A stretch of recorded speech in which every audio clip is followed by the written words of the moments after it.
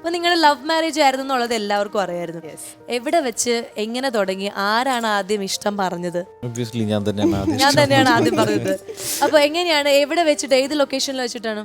ലൊക്കേഷനിലല്ല, ഞാൻ ഫസ്റ്റ് സരയുവിനെ കാണുന്ന ഞാൻ വർക്ക് ചെയ്ത പുണ്യാള നഗർ ബത്തീസ് എന്ന് പറഞ്ഞ സിനിമയുടെ 100ാം ദിവസം ആഘോഷിക്കുന്ന 100ാം ദിവസം സെലിബ്രേഷൻ ഞാനും വന്നിരുന്നല്ലോ.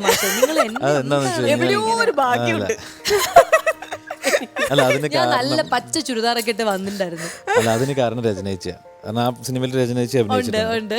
അങ്ങനെ ഞാൻ രചനയിച്ച് സംസാരിച്ചുകൊണ്ടിരിക്കുമ്പോഴാണ് സരയു വരുന്നു. അപ്പൊ സരയുവിനെ രചനയിച്ച് ഓക്കെ അങ്ങനെ വരുന്ന സമയത്ത് എന്നെ ഇൻട്രൊഡ്യൂസ് ചെയ്യുന്നത് രചന ചേച്ചി ഇൻട്രൊഡ്യൂസ് ചെയ്തത്. എന്താണ് ഇൻട്രൊഡ്യൂസ് ചെയ്തത്? സൽസ്വഭാവി, മിടുക്കൻ, അങ്ങനെയൊക്കെയാണോ?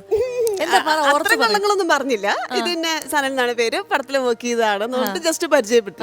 ആശാൻ അതിലൂടെ കയറി, ഇന്റൻഷ്യലി കയറിയതല്ല, അതങ്ങനെയൊന്നുമല്ല. അത് കഴിഞ്ഞ് ഞങ്ങളുടെ അടുത്ത സിനിമ, സെയിം ടീമിന്റെ അടുത്ത സിനിമ വർഷം എന്ന് പറഞ്ഞ സിനിമ, അതിന് വർക്ക് ചെയ്തുകൊണ്ടിരിക്കുന്ന സമയത്ത് അതിലൊരു റോളിലേക്ക് സരയുവിനെ കാസ്റ്റ് ചെയ്തു. ഞാൻ അതിൽ അസിസ്റ്റന്റ് ഡയറക്ടറാണ്. അപ്പൊ ഞങ്ങൾ നേരത്തെ ഒരു പരിചയമുണ്ട്. അങ്ങനെ ഞങ്ങൾ കമ്പനിയായി. അത് കഴിഞ്ഞ് ഞാനൊരു ഷോർട്ട് ഫിലിം ചെയ്തിട്ടുണ്ടായിരുന്നു. അപ്പൊ അതിൽ കുറെ പേരുടെ ബൈറ്റ്സ് വേണമായിരുന്നു, കുറെ ആൾക്കാരുടെ ബൈറ്റ്സ് വേണമായിരുന്നു. അല്ല, അതിലൊരു ഷോർട്ട് ഫിലിമിൽ വരുന്നൊരു കണ്ടന്റ് ആണ്. അതില് അജു ഒക്കെ ആയിരുന്നു ആദ്യം ചെയ്തെന്ന്. അപ്പൊ അത് കഴിഞ്ഞ് ഞാൻ സരയുവിന്റെ അടുത്ത്, എനിക്ക് അറിയാവുന്ന ഒരു ആർട്ടിസ്റ്റുകളുടെ സരയുമായിരുന്നു, ഞാൻ വിളിച്ചു. അങ്ങനെ തരാമെന്ന് പറഞ്ഞു. ഞങ്ങൾ ചെന്നു. പിന്നെ ഈ പറഞ്ഞ മാതിരി നമ്പർ മേടിച്ച് വിളിക്കാൻ തുടങ്ങി. അങ്ങനെയല്ല, ആക്ച്വലി വർഷം ചെയ്യുന്ന സമയത്ത് ഞാൻ അമൃതയിൽ തന്നെ ഒരു പ്രോഗ്രാം ചെയ്യുന്നുണ്ട്.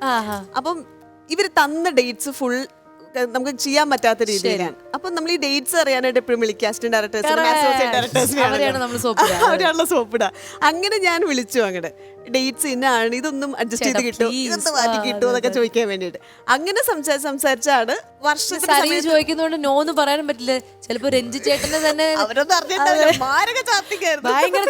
ചാർട്ട് ചെയ്യുന്ന ഞാനല്ല ചാർട്ട് ചെയ്യുന്ന അസോസിയേറ്റ് ഡയറക്ടർ, ഞാൻ അതിൽ അസിസ്റ്റന്റ് ഡയറക്ടറാ.